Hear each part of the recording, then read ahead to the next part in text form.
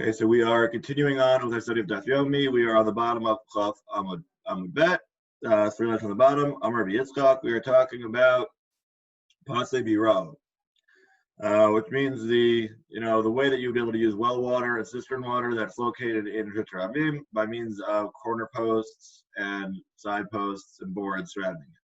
So Amar Yitzchak Barada Lo Hutra Pasei Biro Ela Oli or Galam Bilva. So Rabbi Barada says they only allow the use of Pasei Biro for when people made Aliyah Regel. That way they would be able to have water to drink, more easily accessible water, and that's why they allowed doing these not quite walls for the purposes of drinking water on Shabbos and Yom Tov for people, because people came to visit the Beit Midrash. There's a lot more people in Yerushalayim than there normally would be, and they need to make sure there's enough water accessible for everybody, and this is the solution. Tanya, Lo Hutri Pasei Biro Ela Gabi Behema Bilvad. So, wait, but didn't we really Beit that says that you're only allowed to, we only allow Pasei Biro for animals? So, my Behema Ole Regalim. Right, so when we say behema, we mean the animals of those who came for the shlosh regalim, came for Pesach, Sukkot, and Shavuos. That's who it was allowed for. Aval Adam, mitafes v'olam mitafes v'yorei. But for a person, they can do that. Rather, they have to climb up and down into the well. So if we were living in India, they have these. They actually have these. They have very large steps going on, like huge complexes. That way, you can always walk down to the level of the water. And it is so not quite that fancy. But in Israel, depending on where you go to a lot of cistern wells, there's also often steps leading down into the well, so you could actually get easier access to it without having to, without having to lower down a bucket from the top. Instead, you can also access it by means of walking down. So that's what they're saying. You should climb in and walk down. That's what you should do. Amar Rav Yitzchak Amar Rav Yehuda Amar Shmuel Lo Hutra Pasei Biro Ela Be'er Mayim Chaim Bilvad. Wait, but I heard that when are we allowed to use Pasei Biro? We're only allowed to use Pasei Biro if it's a freshwater well. Like it's a wellspring. But if we're talking about for an animal, then who cares whether or not it's a freshwater spring or if it's a cistern? So,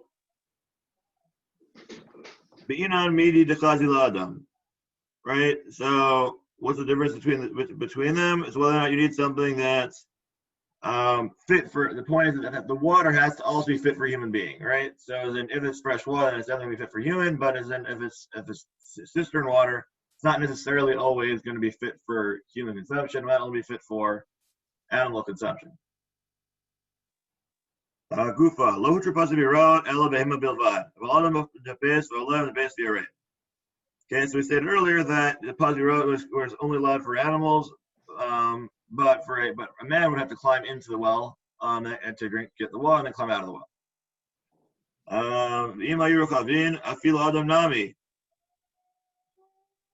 But if it was wider, then even the humans should have no problem. So again, let's say if you have you could also have a much larger well, which would be much easier to access. So and also we also state that we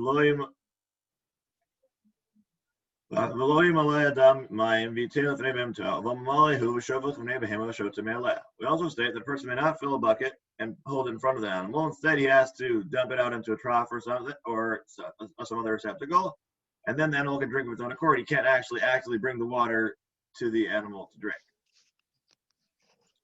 So Maki Flower of Anan. Wait, so if we're saying that the person must always go down, but if the well is built in such a way that the person can't climb down, then that means that he is then allowed to also utilize the Basi Birot. And meaning he can stand there and then, and reach in without having to climb all the way in. Because if you climb all the way in, you're in the Rishut Yachid that is the well or the cistern. That solves the problem.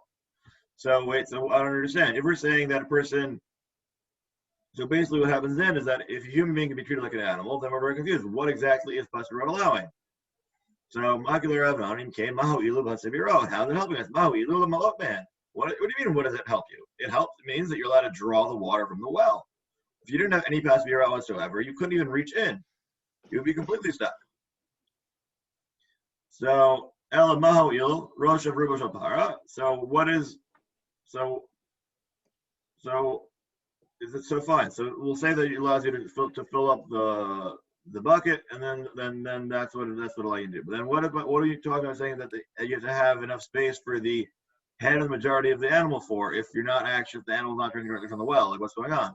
So Marbai, how come I skinon Avos Amway Bishut Rabin Gavoa Sarah Rocha Arbav Rosh and Echos Ben Basi. Right, so Beit said, what is the case why we have this whole that's Mechudash? Is that this was the from yesterday. Let me share the here. So this was what we covered. This was on the daf yesterday on yesterday's daf. So it's again there's a little picture of it on the bottom right of the Fus Vilna.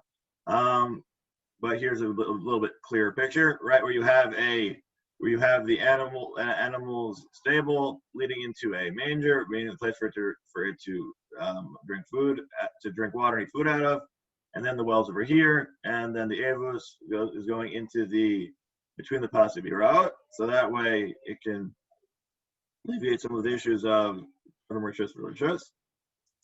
And so, right, so we're saying that the manger, the avos, is considered to be a separate rishus, and since it is 10 tachim high and is 4 tachim wide, therefore it's his own rishus. And we're saying that you're allowed to fill the bucket. Right, so in that case is the one where that's the case where they're talking about where you're not supposed to hold the bucket and hold it in front of your animal. That's the case you're supposed to dump it into the avos, not hold it for your animal. This is what they intended you to do, is for you to build the structure looking as you have a diagram, because that would alleviate most of the issues. Okay, now Amarav Yomi on Baraba Marav Ein Borganim Bababa Lo Place Barav Chutz Laaretz. Now we're coming up to another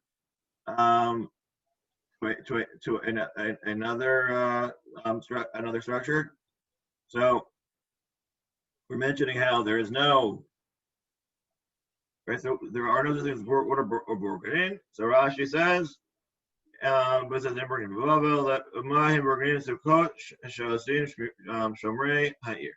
So what is a borganin? It's these little huts that or temporary houses that the guards used to make by either by the fields or by the city, just to keep watch. Just think like modern day, if you've ever seen a little guardhouse, but not like not a sturdy built one, but like a temporary one. The ones that they kind of plop down that you see some stuff from time to time, like that kind. So they say that they don't have these type of structures that aren't found in Bavel, and similarly, you will not find Basi Birot in Chutz Laaretz. So, okay, so those are the pictures we're dealing with. So now back to explaining the Gemara. Right. So why are there no Basi Birot in Chutz Laaretz?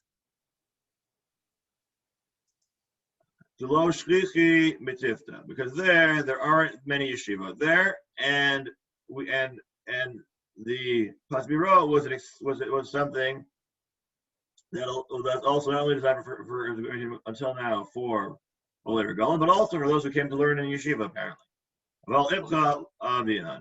But they do say that you can do borganin in Chutz Laaretz. And so you think that maybe they're only because this is stating the reality of where they're found, so maybe you can't use them in other places. Saying no, you can even use them in another place.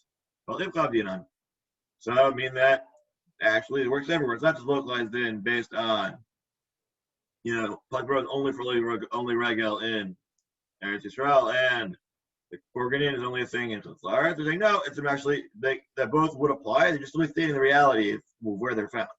So, Ikada Amri, Amar Yirmiyah Barada Amarav.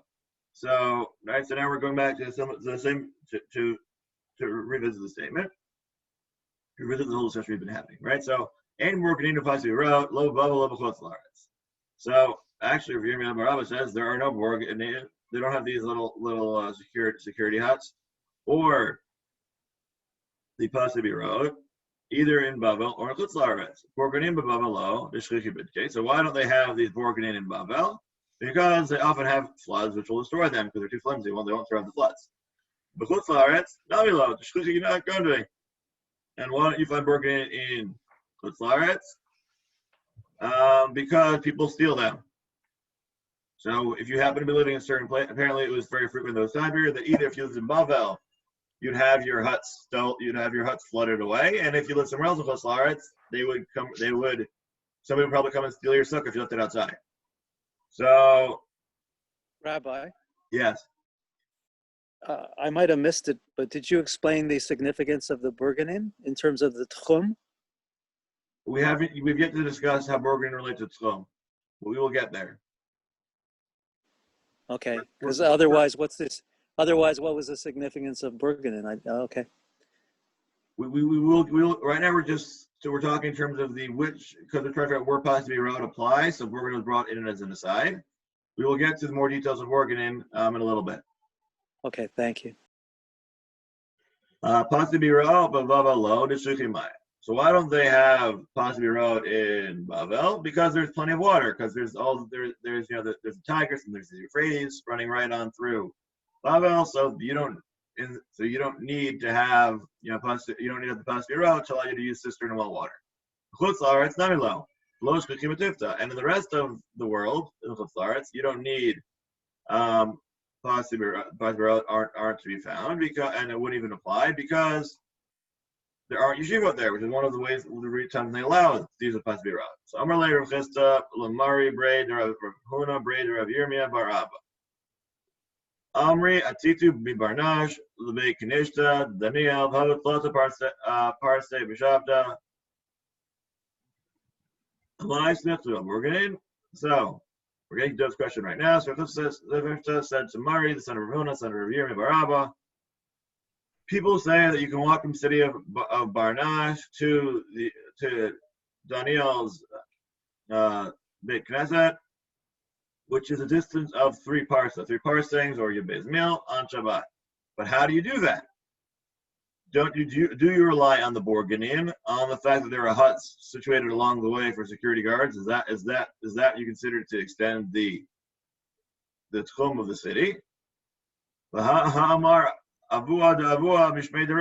didn't your grandfather say in the name of Rav, and Borganin Bavel? But didn't you say that there's no Borganin in Bavel? So how are you relying on Borganin to extend the tchum then?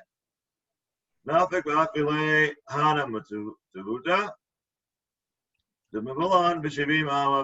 he went out and showed him that there's all these little towns, there's ruins of these certain towns laid up all along the way, and that's how he was able to go the whole way. So here, see the Barnash over here, in this diagram over here, number 29. So we got the big city over here, and then we got then basically the foreground. We have the we have the shul, and then because they're all within 70 and a little bit, then that extends extending the city limits all the way there.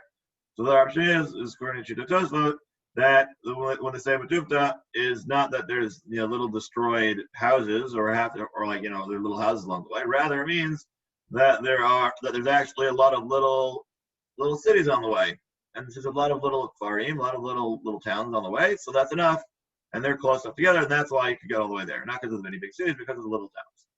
Rabbi, would it have to be inhabited places in order to extend the tchum? It would have to be roy ladira.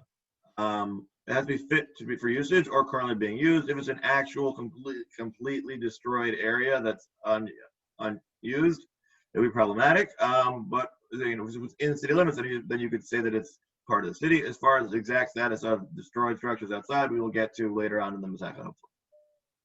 Mhm. So Okay. for now, that's again depending on how you hold for that, is whether or not you would like Rashi approach, which was their destroyed houses. Whereas Tosfos, like as we'll see later about the problems with things that are destroyed. So that's Tosfos saying no, they're actually small cities, they're small towns instead, because that solves that issue. So okay, so back to the Gemara. So Amar of Chista, Darish Mari Barmar, Ma'ativ L'chol Tichla Ra'iti Kates Rechava Mitzvatcha Ma'od. So Professor Amari is expounding upon the verse.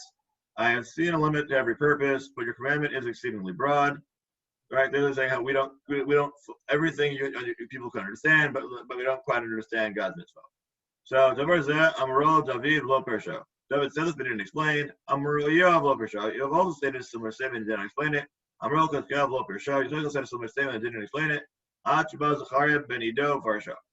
Right, so everybody knew this statement, but none of them gave a proper response. Except for Zachariah Ben Ido gave a good explanation.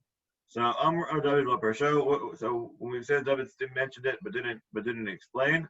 So Ditziv, L'chol Tichla Ra'iti Kates Rechava Mitzvatcha Ma'od. So pasuk before, he doesn't explain what they were referring to. Amar Yoav Lo Persho, Ditziv Aruka Me'eretz Midah Rechava Minei Yam. Its measure is longer than the earth and broader than the sea, meaning we don't understand the mitzvah.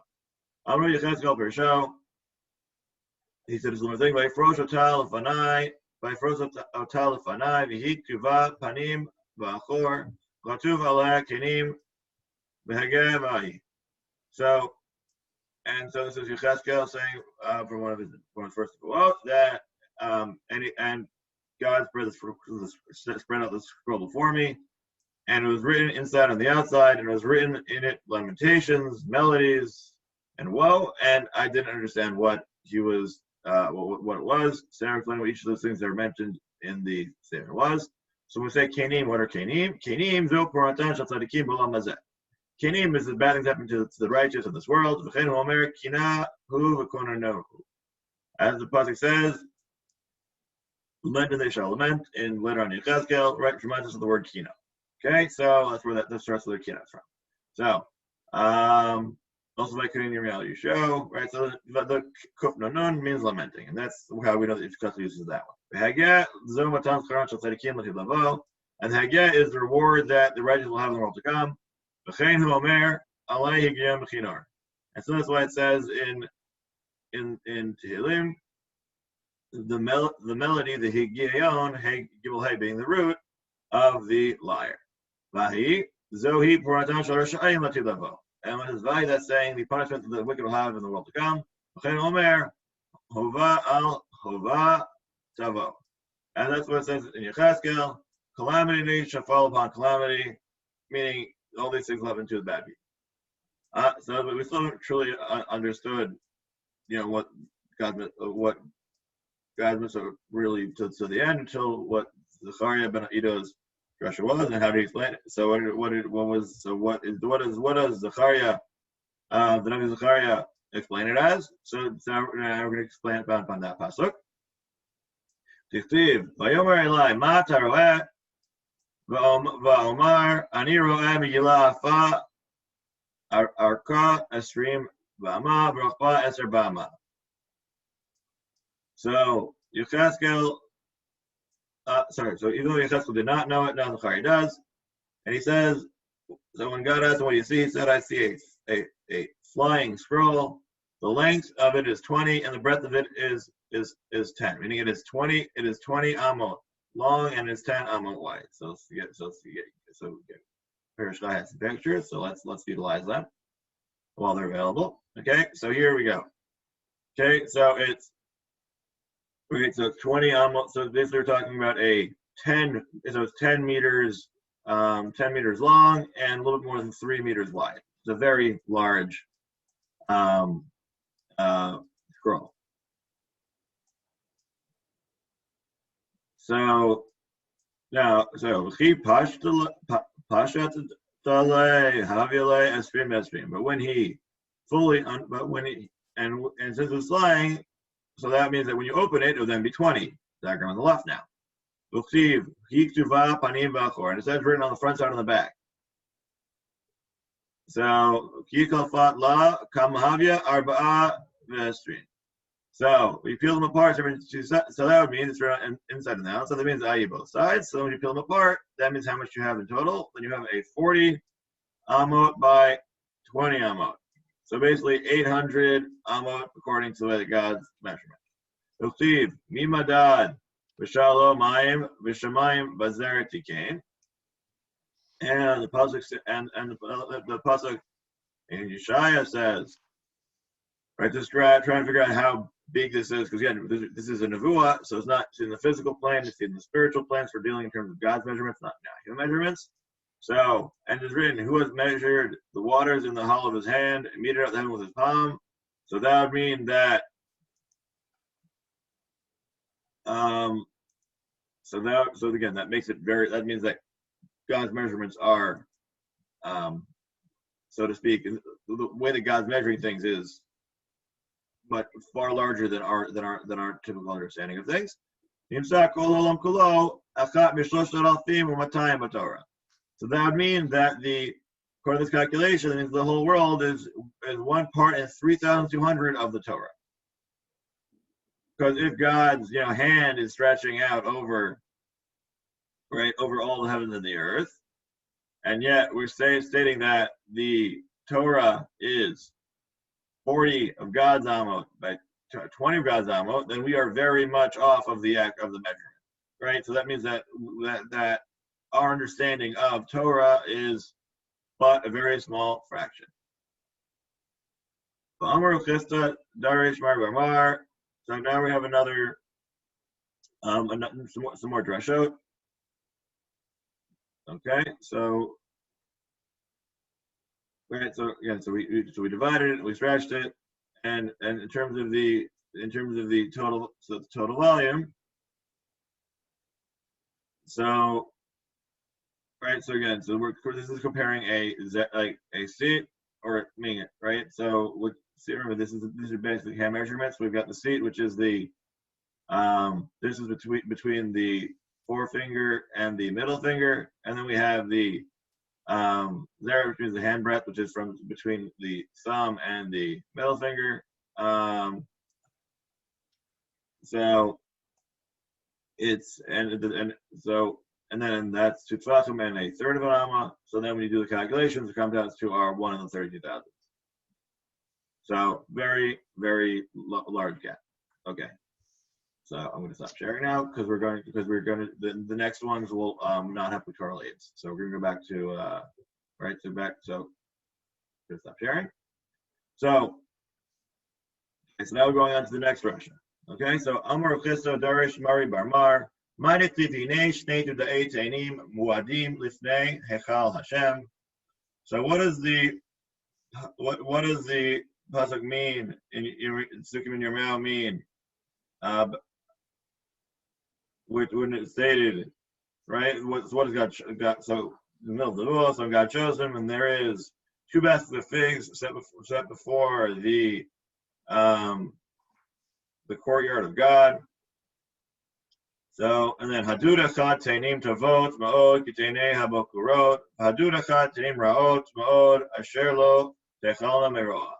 So and in front of them, 2 baskets of figs. One basket had very good figs, like the figs that are the first right, the tastiest ones, and the other one had very bad figs, so bad they could not even be eaten. So in the original context, this was referring to the people who had been shipped. The good people had already been exiled, and then the ones who were left were the dregs. Basically, because stating how a lot of the nobility and those with usable skills had already been taken into Galut, and with Melchizedek Hakim of Yehuda. So, but we can be doing this in a different sense. So we say Chaim Tavot, who are those? These are the These are the purely righteous people. What do you mean by the bad figs? These are the completely wicked people.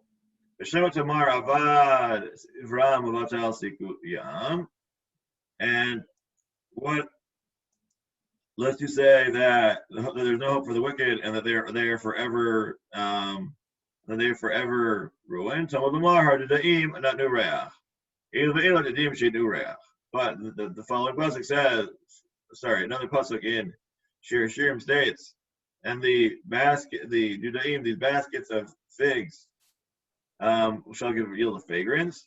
That would imply that both these and these will eventually give scent, i.e., there is nobody who is who just like the stick in Gemurim will give off a pleasant scent. So too shall the so too shall the wicked. So I mean the wicked are not completely gone, even though they are fully wicked. They always have a chance to give scent again, i.e., to do tshuva. Tarash Rabba, so what do you mean by the pasuk of Dudaim and Nureach in? Like, who are the Dudaim? So it could be flowers, it could be baskets, as we had just darshaned. So what does that refer to? So Rabba says, who are these who have not given scent? Who have given scent? So he interprets it as the Dudaim referring to the flowers, which again. So what exactly is a Dudaim? It's either a jasmine flower or a mandrake. Again, subject to machloket. So these this flower is referring to the young men of Israel who have not yet tasted of sin. Continue on with the drasha. Is that at our doors oral matters just choose and choice fruits. Elu b'not Yisrael magidim b'tchaim l'balayim. And who are at our doors men of choice fruits? These are the daughters of Israel, b'not Yisrael, who inform magidot. That's what magidot means, that their husbands about their passageway, i.e., telling them when they are mutar or asur, when the husband are allowed to be with their wives. Another option is that they bind their passageway for their husbands, i.e., they are not slipping around, they are instead remaining faithful to their husbands. Okay, definitely very different than I would personally would have expected, considering the first half with the Shalotam Uchay. Seems to be very different drasha. But that's his drasha. Okay, Chadashim Gamishinim Dodi Tzafanti Lach. Yes, there are no more drasha from Shir Shirim. So new and old that I've lit up for you, oh my beloved. I've hidden for you, my beloved. So Amra K'netz Yisrael Fnei Kadosh Baruch Hu. So congregation of Israel stated before Hashem. Rabbona Shalom, Hashem, Harbeg Zerot Gazarti Al Atzmi Yoteri Masha Gazarti Alai Vikiyamti.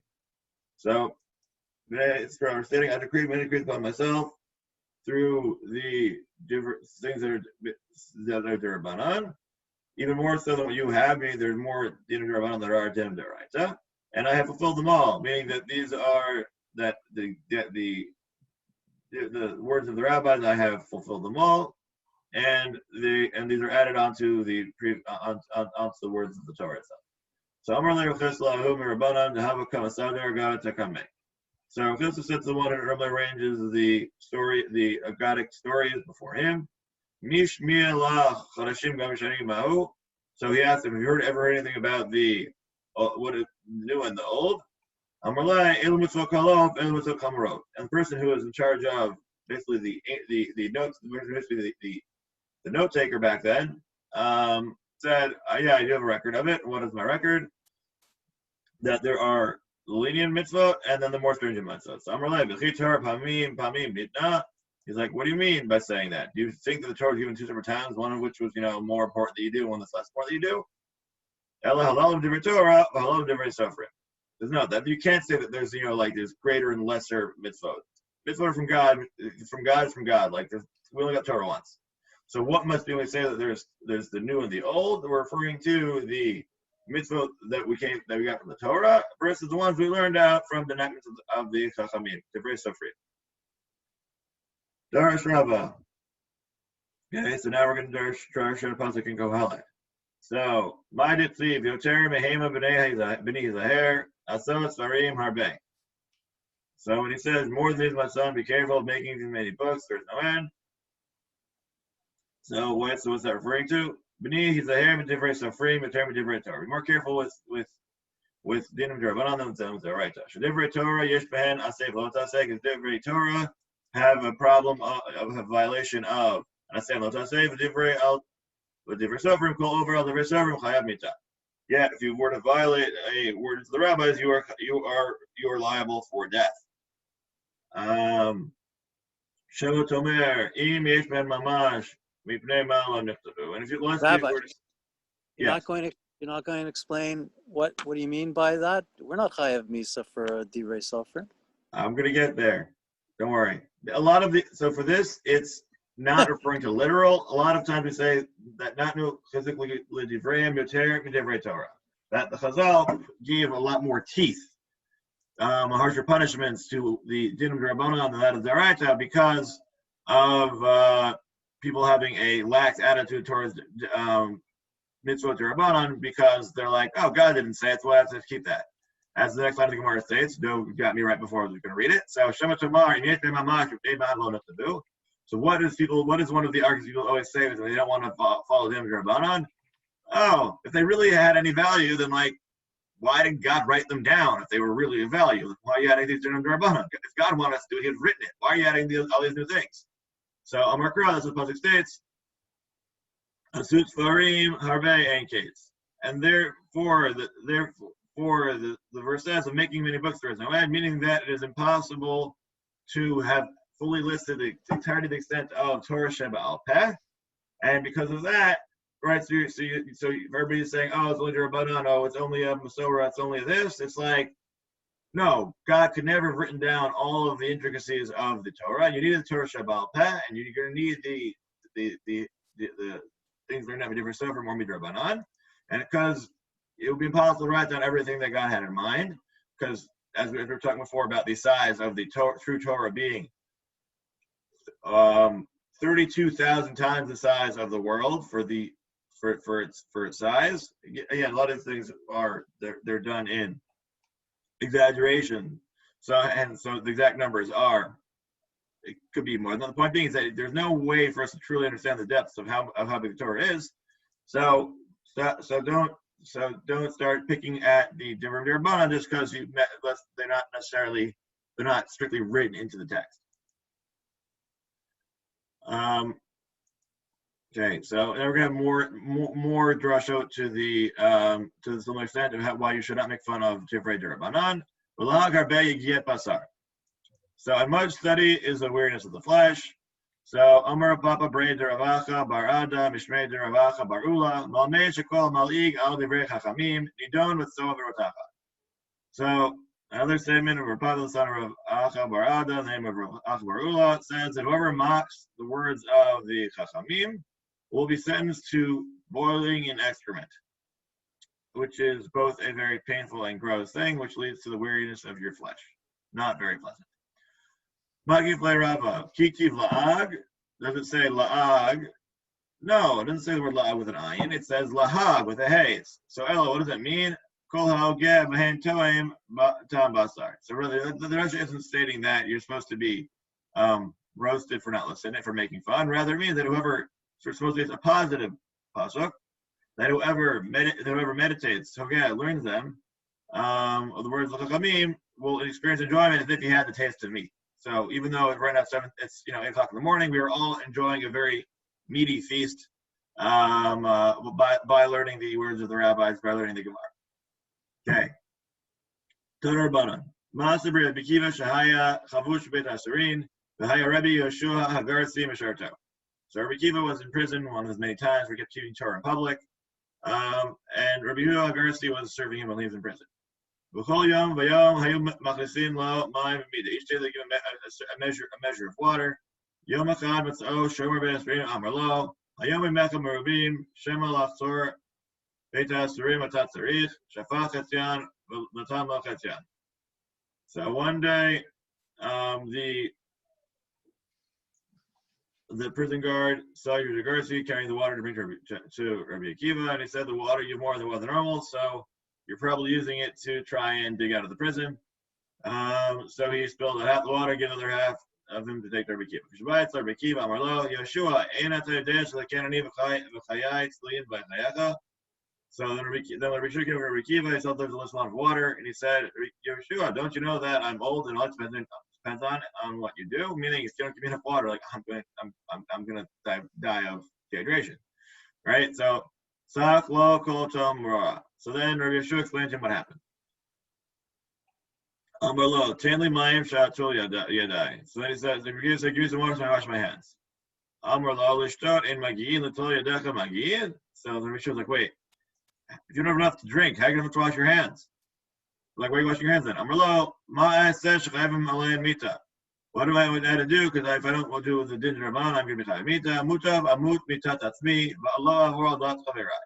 So he says, better that I die by a lack of water than violate the words of my colleagues, the chachamim. So he'd rather die than violate the rabbanan. Amru. So. Lo tam plum ajhavim lo mayim tayda. So then they said that Rabbi Akiva would not taste anything until Rabbi Yeshua brought him water and washed his hands. This is how Rabbi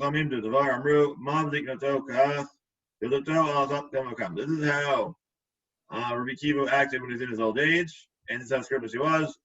Even when he was younger, he was even more scrupulous. This is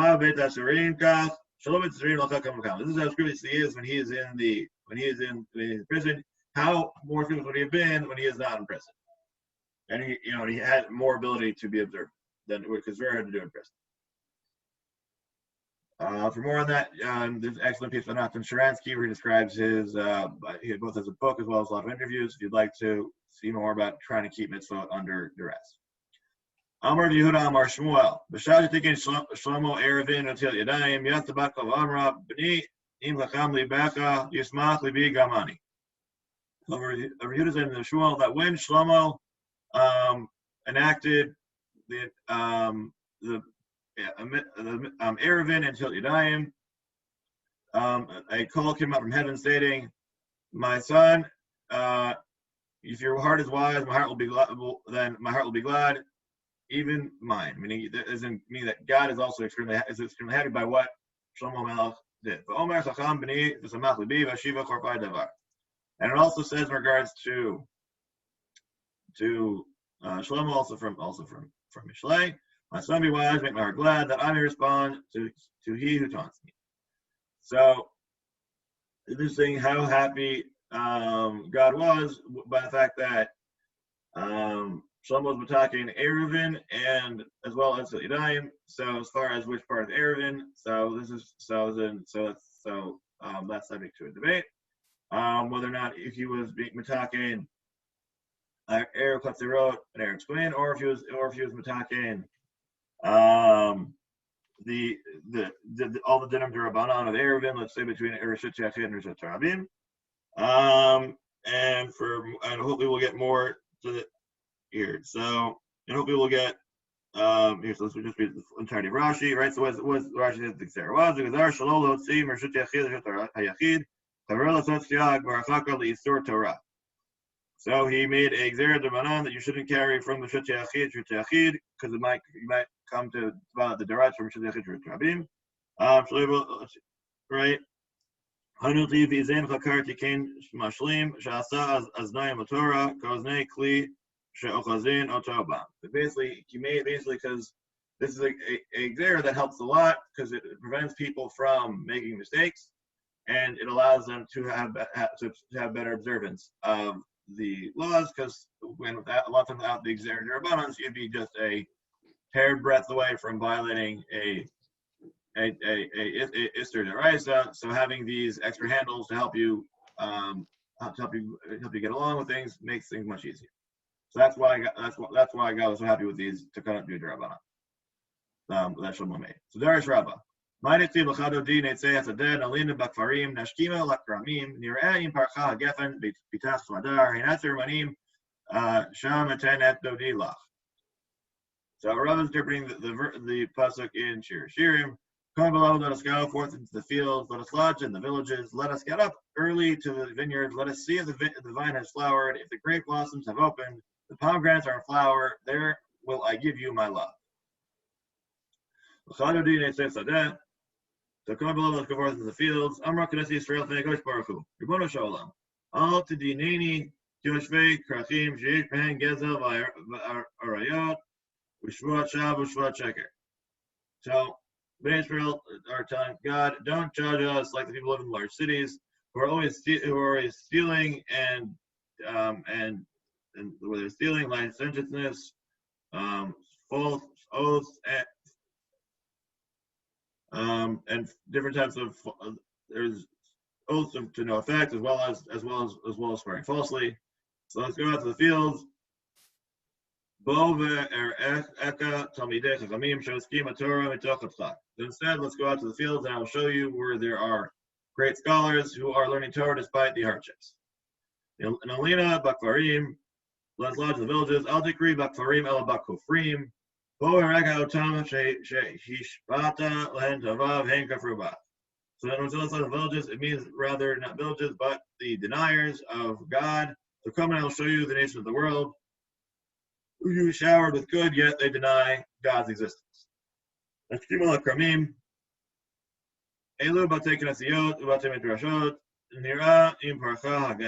right, so then what do we say? Let's go out to the orchards. That's about to Midrash, where people get up early and go to.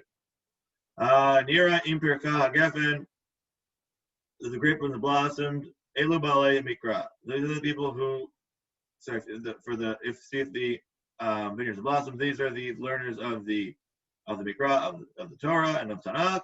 B'Tachla Hasmadar El Bale Mishnah. And those, and for the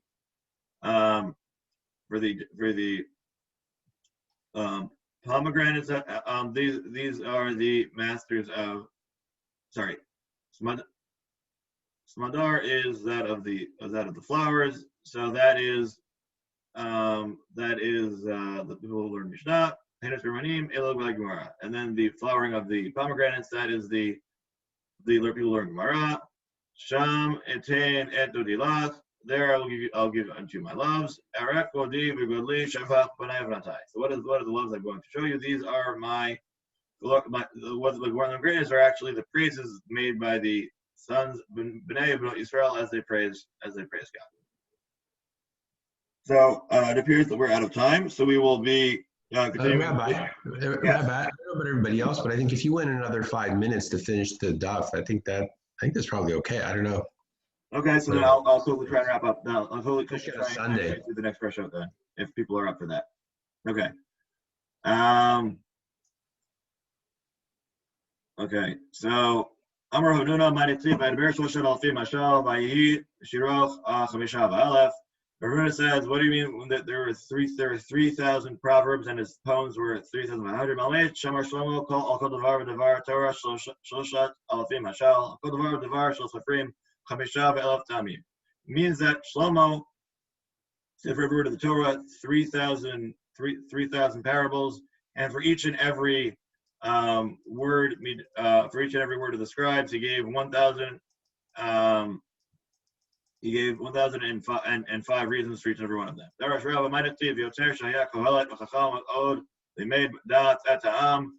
So what are we talking about? The greatness of Kohelet. He says that Kohelet was so wise and he taught wisdom to all, and he listened and he expounded it, and he made many parables. So they made dat et ha'am, dagmare b'simane ta'amim vasbre mai dedamile. So I think that he taught knowledge to the people, meaning he taught it with the extenuation marks in the Torah, and he explained each every matter by something similar to it. Okay, so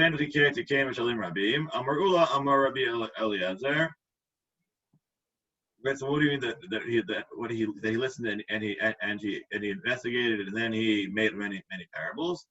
So Ulam Rabbi Eliezer says, "B'tchila hayator dama l'kvayfa she'ein la'oznayim, ajaba shlomo v'aseh la'oznayim." So in the beginning, it's Torah like a basket without handles. It was unwieldy and hard to use. And then Shlomo came along and made handles for it, meaning he made it much easier for use. As well as we mentioned before about the Divrei D'Rabbanan, that it allows you to use it better without leading to possible terrible things occurring. Amar Chisda Amar Marukva Melamed Sheyesh Lidrosh Al Chalkot Zakot Tilei Tilim Shahalachot. So when it says that, like we were saying that I'll get back to Shir Shirim, that his head is the most fine gold, his locks are wavy, and black as a raven. So what do we mean by we're talking about his wavy locks? What's it referring to? Amar Marukva Melamed Sheyesh Lidrosh Al Chalkot, that it is possible to darshan from every single stroke of the letters and mounds and mounds of laws. So just like based on the words of the pasuk, you can learn out so much just from every single, not even the whole letter, but even just the stroke of the letter. But so this, again, the next part of the pasuk was that his hair is black like a raven's. But mi atam what's on. So whom do you find these words? The misha mashkim ma'ariv alei Beit Midrash. So where do you find that the words of the Torah in him is you find somebody who gets up who gets up early in the morning and stays up late in order to learn the Beit Midrash. Rabba Amar b'mish mashkir panav alei karet. And Rabba says that he who black face like a raven, meaning he who is whose face gets dark from the amount of effort and toil he puts in order to study of Torah.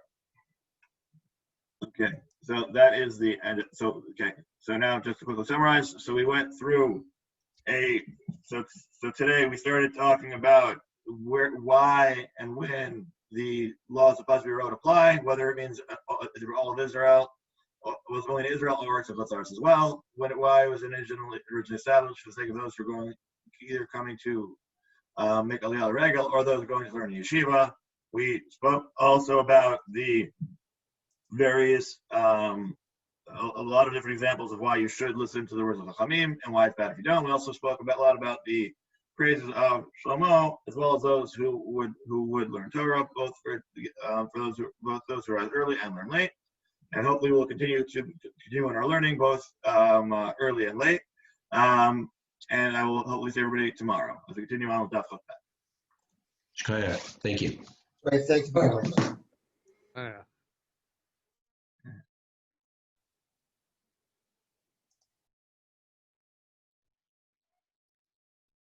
It's interesting, Rabbi. Yeah. This is my fourth time going through Eruvin. First time I did it, I hated it. Okay, it's so tough. It's all divrei rabbanim, and it's not anything like anything else in Muadim.